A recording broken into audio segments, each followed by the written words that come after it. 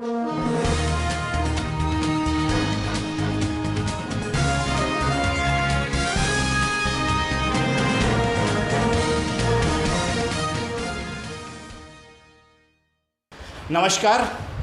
आप देख रहे हैं खबर तेलका के खास प्रोग्राम में आज हमारे साथ है नगर पालिका मंडल के पालिका उपाध्यक्ष साकिर सोलंकी।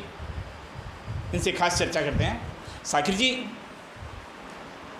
वार्ड नंबर 12 से पिछले नगर पालिका चुनाव में आपने जिस तरीके से जीत दर्ज की और काफ़ी वादे जनता के किए थे, क्या 5 साल में वादों के मुताबिक कार्य हुआ है या कुछ बाकी रह गया या कुछ करवाने की वो इच्छा थी?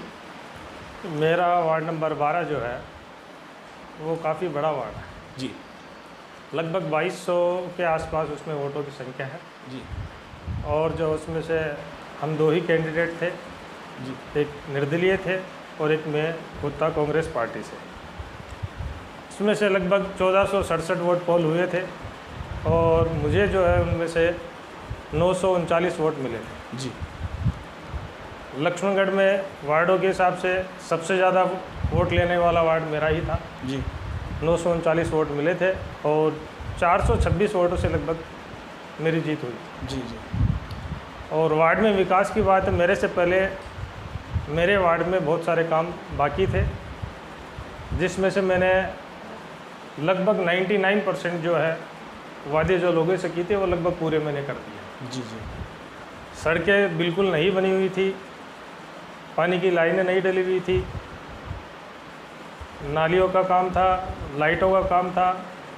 आप जाकर मेरे वार्ड के लोगों से पूछ सकते हैं कि वो लगभग वादे मैंने पूरे किए हैं। साकिर जी, जिस तरीके से आप एकदम युवा हैं और अच्छे वोटों से जीत के आए और कांग्रेस पार्टी में आपका बहुत बड़ा दबदबा भी रहा है, उसी बदौलत ही आपको पालिका उपाध्यक्ष का पद भी मिला है।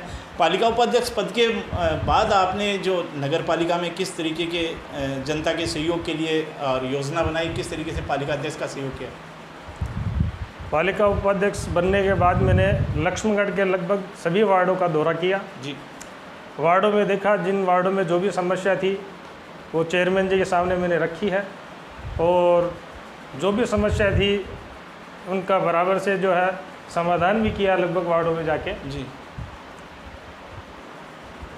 और अब जितना मेरे से बन सकता था मैंने लक्ष्मणगढ़ की जनता के लिए मेरे से जितनी मेहनत हो सकती थी, जितने काम हो सकते थे वो लगभग मैंने किए हैं। साकिर जी, जैसे नगर पालिका बोर्ड 5 साल चला, 5 साल का कार्यकाल अच्छा बता रहे हैं, तो नगर पालिका के अंदर जो कमेटियों का गठन होता है या और कोई विकास के जो आयाम खुलते हैं, काफ़ी भ्रष्टाचार के आरोप भी लगे हैं, तो कमेटियों का गठन क्यों नहीं हो सका और क्या इसमें वजह रही? कमेटियों का गठन पहले तो मुझे खुद को तो ये पता नहीं था इसकी टाइम पीरियड कितना होता है, कमेटियाँ कब तक बन सकती है। जी। लगभग 90 दिन का टाइम होता होगा उसमें। जी। जी। और उसके बाद जो है वो कमेटियाँ नहीं बन पाई, तो देखा था कि राज्य सरकार कमेटियाँ बनाएगी लेकिन वो जैसे तैसे नहीं बन पाई। जैसे नगर पालिका पे काफ़ी भ्रष्टाचार के आरोप भी लगे, बताए पक्ष प्रतिपक्ष दोनों तरफ से ये आ रहे हैं, बयानबाजी भी हो रही है कि सीवरेज का जो मामला था उसमें भी कार्य नहीं हुआ और जो भ्रष्टाचार के आरोप हैं वो बोर्ड में भी लगे हैं कि पट्टे किसी के बने नहीं हैं, भतीजावाद के कारण पट्टे बने हैं। नहीं, ऐसा भ्रष्टाचार का आरोप मेरे हिसाब से अभी तक तो कोई नहीं लगा है।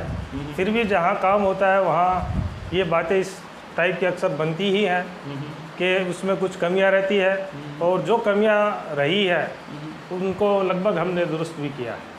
नगर पालिका मंडल जो है, नगर पालिका बोर्ड जो है वो मन मर्जी से जैसे सड़कों का निर्माण करवाया है, सीवरेज वालों से कहीं सड़क बनवा दी, कहीं और बनवा दिया, तो ये कोई योजनाबद्ध तरीके से क्यों नहीं किया गया? नहीं, योजनाबद्ध तरीके की बात नहीं है इसमें। लक्ष्मणगढ़ में सीवरेज का जो काम चला है उनके पास सड़कों का खूब सारा काम बाकी था। लगभग जो सड़कें तोड़ी गई थी उनको सीवरेज से हमने बनाई है, उसके बाद भी इनके पास खूब सारा सड़कों का काम बाकी था जो हमने बिना टेंडर के कहीं भी जहां आवश्यकता थी उनको करवाया गया। जैसे लक्ष्मणगढ़ का काफ़ी बढ़िया पुराना शहर है और लक्ष्मणगढ़ में बढ़िया पुरानी हवेलियां हैं, ना तो नगर पालिका बोर्ड ने इसको हेरिटेज के अंदर लेने की कोई योजना बनाई और जो पुरानी हवेलियाँ थी उनको धड़ाधड़ टूटने से रोका भी नहीं गया, उनमें मिलीभगत का भी आरोप है।